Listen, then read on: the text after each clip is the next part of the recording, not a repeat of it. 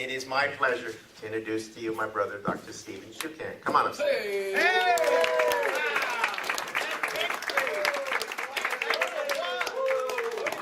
That ain't right. I didn't get nothing. Steve, would you just, before we begin, just say a few words to everybody? Buenos días, señoras y señores. Buenas tardes.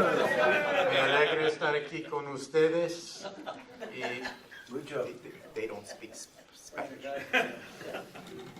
Your brother? English? English, yes, English. oh boy. I'm sorry. Hello.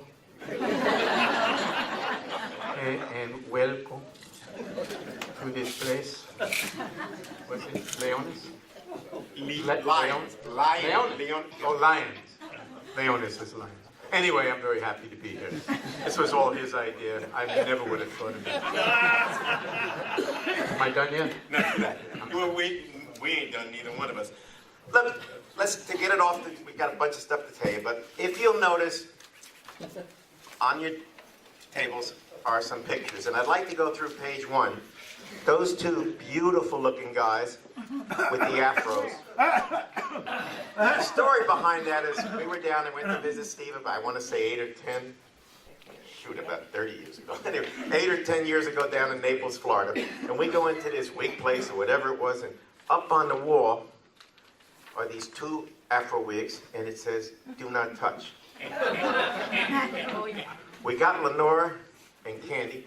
We got to get your cameras ready, and Steve and I, boom, put them back. So that's how that picture came about.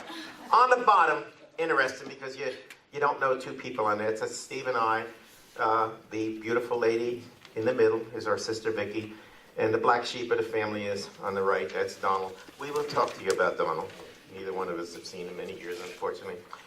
Steve and I used to be singers, and you can see on page number 2. Our favorite song was a song called Stagger Lee. Oh, yeah. Who sang? Lloyd Price. Anyway, we used to sing this at weddings, quinceañeras, bar mitzvahs, birthdays, anniversaries. And I don't know if we were good at... Wait a minute, Mike.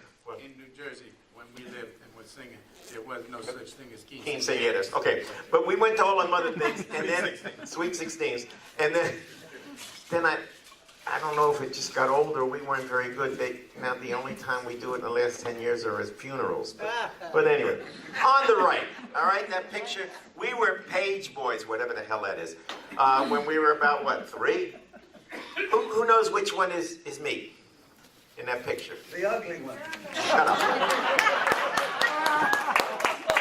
I have gotten absolutely no respect to them. I'm probably going to kiss them. Am I on the right or left? Right. I'm on the right.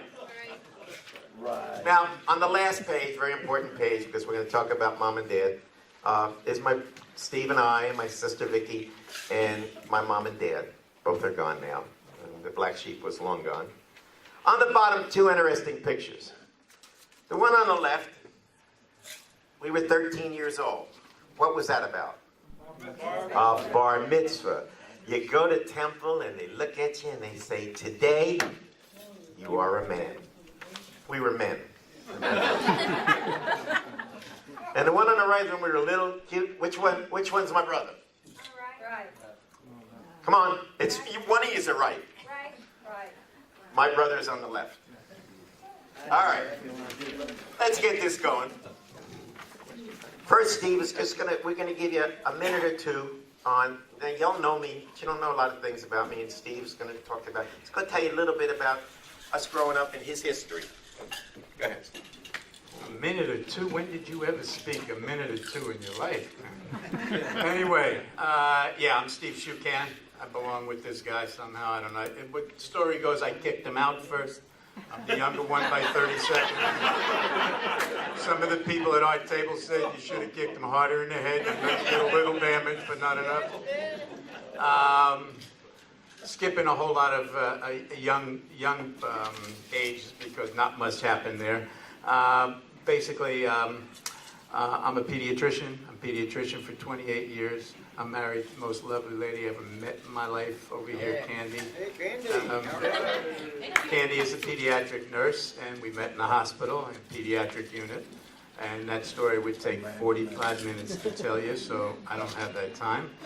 But as a doctor, if I was ever in a foxhole and needed help, that's the nurse that would be with me. She's phenomenal. And we spend our whole lives together, even in retirement, doing missionary work in Haiti and up at camps for special needs kids in Pennsylvania. We now live in Florida. We did live, like Mike did, in Jersey most of our lives.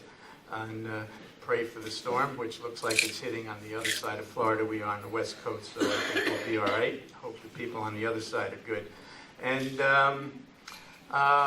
what else can I tell you? Mike and I opened a restaurant in 1967. We were both pharmacists at that point. Both of us disliked that restaurant. Mike knew that I had a 5-year plan to save enough money and take my then 3 kids to a school somewhere. And the restaurant was very busy. We were very fortunate that I found a school to take us with my kids. In those days, they didn't accept medical students with kids. And I was able to leave after a year. The following year, Mike sold the store and came down to school with me. And we both graduated, me in 75, he in 76.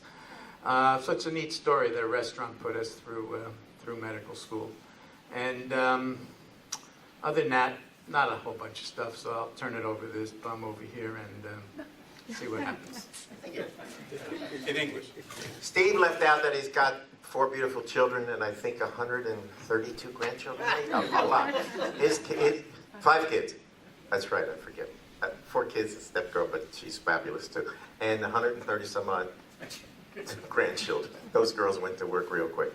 Now you know all about me, and I followed Steve. We were pharmacists first for 8 or 9 years. We took over my daddy's drugstore at one period of time in Newark, New Jersey, and about a year later came the riots of '67, and our store was gone overnight. So we went on our own way and found our way into the restaurant business, and then went to Guadalajara, as he said.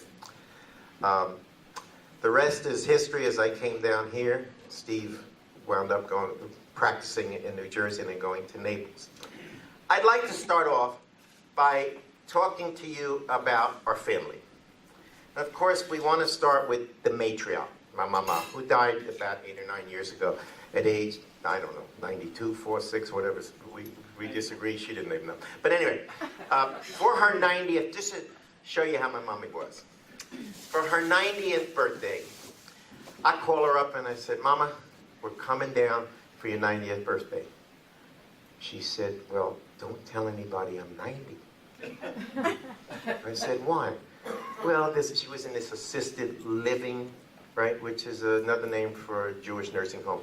But she said, there's a new man here, and he's been making eyes at me at the dinner table, and I know he likes me. I said, well, what does age got to do with it? Listen, if he knows I'm 90, he's not going to look at me. Besides, he's very rich. I said, Mama, you got 3 sons who are doctors, a daughter married to a doctor. What do you need, rich? She said, nevertheless, don't mention my age. I said, Mama, how old did you tell him you were? She said, 65. I said, Mama, Steve and I are 67 at the time. How's that going to work out? Anyway, she says, I want you to take care of my funeral arrangements. That's how Jewish people are. I want you should take care of, right? What do you want me to do? So I want you to have me cremated. And I want you should pour my ashes on the 2nd floor of Macy's department store. How do you want me to do that? She says, then I know your sister Vicky will visit me at least twice a week. Mama was like that. Steve's going to just tell you for a minute a little about how good a cook she was. I knew he'd lay this one on me. For years, Mama would have, even though we were Jewish and we didn't have to observe no meat on Fridays and whatnot, she dedicated it to some dear friends of hers, and we always had Italian night on Friday night. And Italian night consisted of pasta, baked macaroni, and for years, 5, 6, 7 years, I thought that was a great meal. I couldn't wait, Mike and I and my sister and brother couldn't wait for that delicious macaroni. Let me tell you what her macaroni was. It was probably elbow macaroni, and on that she opened up 2 cans of Campbell's tomato soup, stirred it around, and then put Velveeta cheese over the top and in the oven. And that was our Italian food. We thought Mama was a hell of a cook. Well, as fate would have it, somewhere in the 3rd grade, 8, 9 years of age, I guess it was, in school came a nice young man that was to become as good a friend that Mike and I ever had in our lives growing up. Young man named Ronnie Martino. Well, we became very friendly with him. A couple months into our friendship with Ronnie, he invited us over to his house where his grandma and mom were cooking. And Mike and I walked over, and about 3 blocks from his house, man, what is that in the air? And after they served the meal, Mike and I walked home and said, we can't tell Mommy this. We have to keep saying it's delicious. But boy, oh boy, what a way to... and Mama left this earth without knowing that we didn't love our macaroni and cheese. The moral of that story is, you go into a kosher restaurant, don't eat the spaghetti. Now, let me tell you about my mama, what type of person. You know that, as she used to say, Jewish people are very thrifty. Not cheap, they don't like that word, but thrifty. I'm going to tell you how thrifty she was. Mama was an entrepreneur. She sold jewelry overseas. One week, she drives into New York City because she's going away to France for a couple weeks to sell her stuff. And she pulls the car up in front of the biggest bank in the world, the Chase Manhattan Bank. Goes in, asks for the manager, he comes out, and she says, my name is TWO Shukans. I'd like to borrow $5,000. I'm going to France for a couple of weeks, and I need some money to sell my wares. So he says, well, new people, we need some type of collateral. And she says, if you look outside, you'll see my new Cadillac convertible. He says, that'll be fine. We'll take your car, we'll put it in our underground parking lot. I'll get you your $5,000. She hands it. She goes away for 2 weeks, comes back, walks in, asks for the president. He comes out, he says, Mrs. Shukans, how was your trip? She says, great. She says, I'd like to pay my $5,000 note. He goes, he gets the paperwork, he puts it in front of her, and she whips it out, and he says, and that'll be $32. Interest. She says, fine, thank you. She's ready to leave. He says, Miss Shukans, can I ask you a question? Says, yeah. It's our policy to do a background search on all our new customers. We did a background search on you, and you're pretty well off. You didn't need $5,000. She said, nope. All right, he got it. So why did you do it? He said, well, listen, I came in here, you not only gave me $5,000, but you charged me only $32 for taking my car for 2 weeks. It would have cost me over $1,000 at that point. They wanted $75 a day.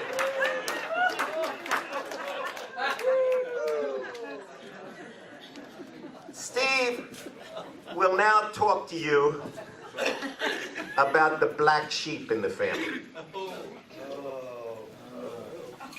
So it's about my brother Mike and Mike. Still here. Okay. Gee, it says Steve, Mom, Italian spaghetti. I already told. Okay, I got you down. The black sheep in the family. Donald was 4.5, is 4.5 years, still alive, by the way. 4.5 years older than we were. And from as little as I can remember, from being as little as I can remember, Mike and I always gave him a hard time.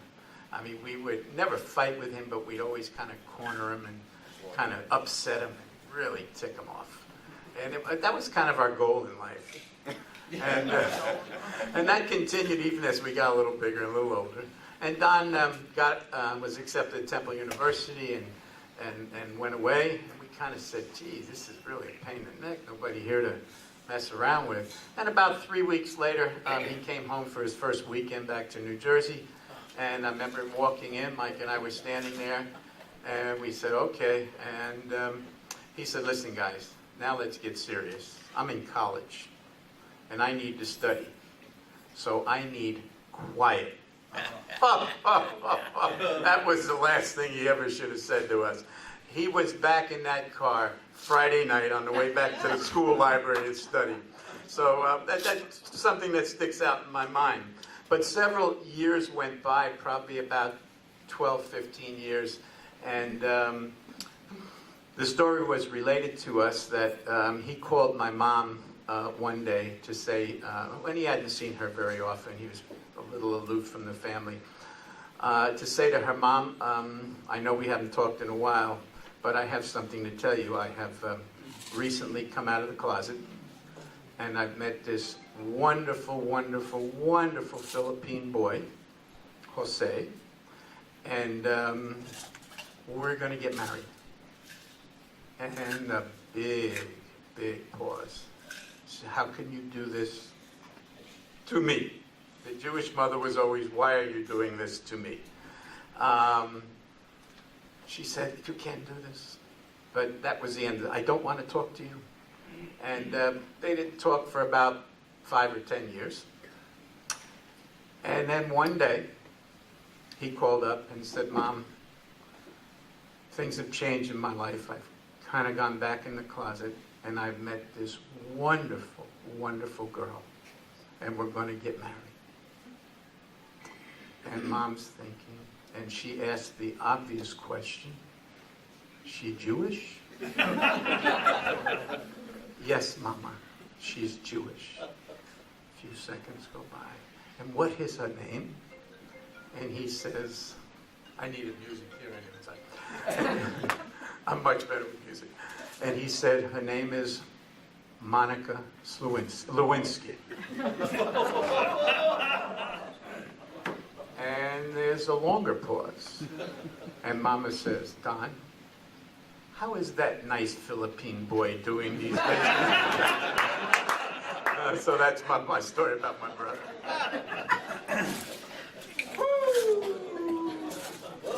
Yeah, still a black sheep. Where were we? None of that happened, though. No. Now, the last person that we've left off is my sister, Vicky. Like Mommy. Vicky graduates high school, goes off to college. Doesn't call home for about 3 months. Finally, she calls home. And my mother's mad at her. Why didn't you call me? She says, Mommy, so much has happened since I've been down here. The second week I was here, I pledged a sorority. And you know, all freshmen, they put on the top floor, the 3rd floor. And the second week I was in the house, a fire broke out on the lower floors, and I couldn't get out.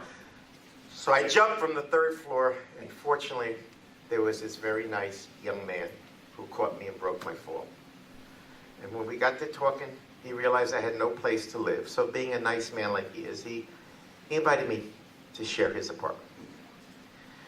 Well, here it is about 2.5 months later, and I'm pregnant. And I don't want you to be mad, Mommy.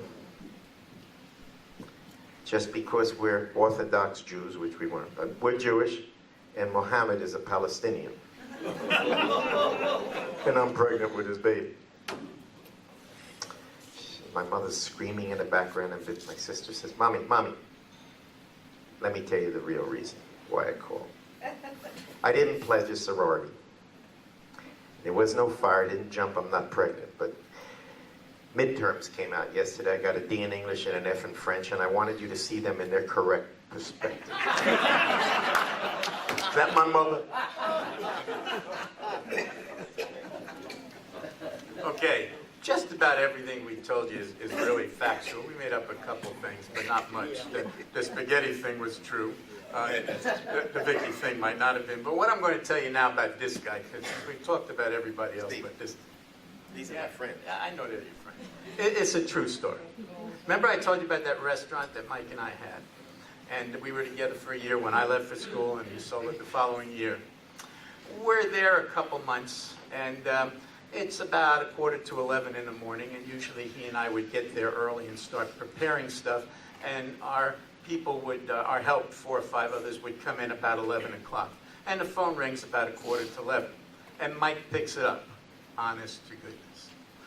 And I hear the conversation go like this. Yeah. Oh, I'm sorry to hear that. How you feeling? Yeah. Well, I'm sorry to hear that. Fever. Oh, wow. So you won't make it today. I tell you what, today's Thursday. And we care so much about our help that I want you to take tomorrow, Saturday, and Sunday off, and I'll see you on Monday. No. I want to see you on Monday. I want you to get better. You're welcome. And he hangs up. And we go back to preparing. And I say to Mike, who's that? Who's not coming in? He said, I don't know. Somebody called. They thought this was their place of business. And we had a little conversation. That's a true story.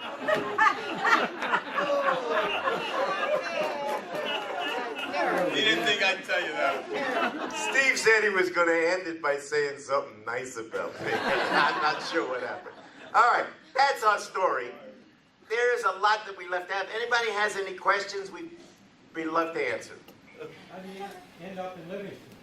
How did we land it? I wound up in Livingston because I was in a residency in New Jersey and looking for a place to Where go. were you in New Jersey?